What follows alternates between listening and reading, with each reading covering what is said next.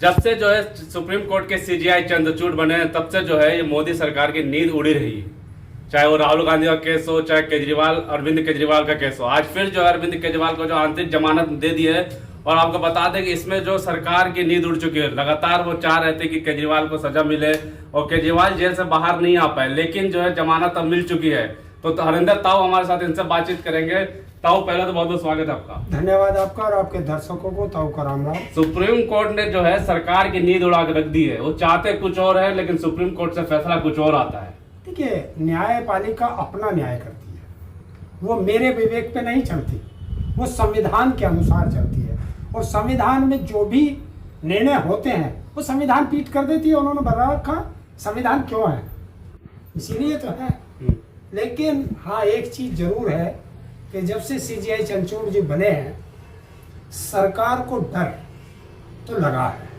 डर इसलिए लगा है कि चंद्रचूड़ जी ईमानदार व्यक्तियों में गिने जाते हैं, और ईमानदार से सरकार घबराती है। ईमानदारी से घबराती है सरकार, ईमानदारी से घबराती है, क्योंकि उसे तो हर चीज अपनी मुट्ठी में चाहिए।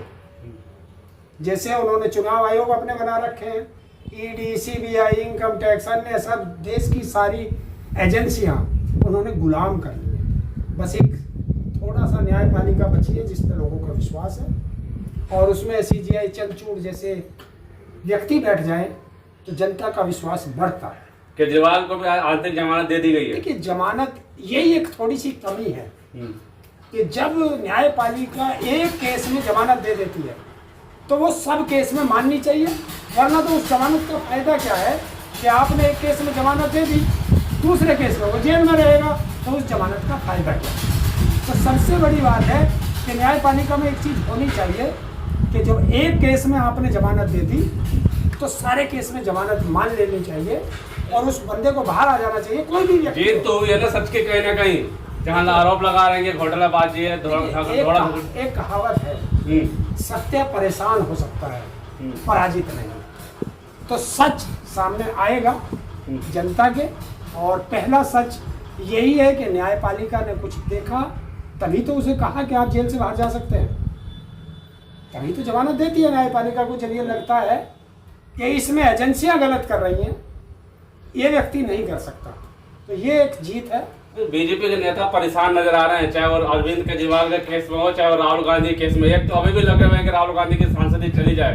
फटकार लगाए सुप्रीम कोर्ट ने, और जुर्माना भी लगा दिया उनको 1 लाख का। देखिए, ये न्यायपालिका क्यों बनी है, इसीलिए बनी थी कि जो कोई गलत करेगा उसे सजा देंगे, और जो सही को गलत करेगा उसे सजा देंगे। तो वो सही को गलत कर रहा था, जिस पे आप बता रहे जुर्माना लगा। उधर ईडी गलत कर रही थी तो न्यायपालिका ने सही कर दिया।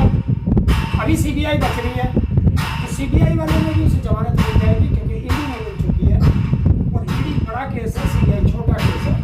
ये इसीलिए तब से सीबीआई खाली बैठी है। जब उसे लगा कि इसको जमानत मिल जाएगी तो सीबीआई मैदान में कूद गई। इसे ही कहते हैं कि पमेलियन डॉग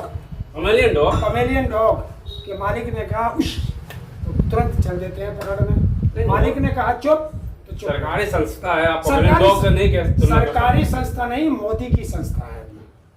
मोदी की संस्था सरकारी संस्था होती तो बहुत से नेता जेल में होते जो आज मंत्री बने बैठे।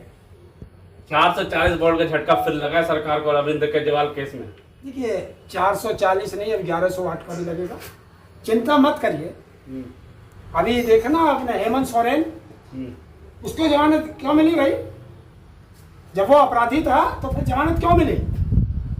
न्यायपालिका ने देखा ना कि सीबीआई गलत, ईडी गलत काम कर रही है, तो उसको जमानत मिली। वो आया, फिर मुख्यमंत्री बन गया। और एक वर्तमान मुख्यमंत्री जेल में है जिसे तुम बाहर नहीं निकलने दे रहे। क्यों डर है? हरियाणा का चुनाव है, महाराष्ट्र का चुनाव है, ये चुनावों का डर है नरेंद्र मोदी को। चुनाव का क्या डर है? चुनाव तो सही से लड़ते हैं, खेलते हैं फ्रंट फुट पे आके प्रधानमंत्री। तुम्हें प्रधानमंत्री लग रहा? देखिए, महाराष्ट्र के नेताओं ने, और अंदर की खबर बता रहा हूँ, महाराष्ट्र के नेताओं ने और ये आरएसएस के नेताओं ने ये कहा है कि नरेंद्र मोदी को हमारे यहाँ प्रचार में मत भेजना, वरना हम हार जाएंगे। प्रचार मत भेजना, प्रचार में मत भेजना, वरना आप कह रहे हो फ्रंट फुट पर खेलते हैं।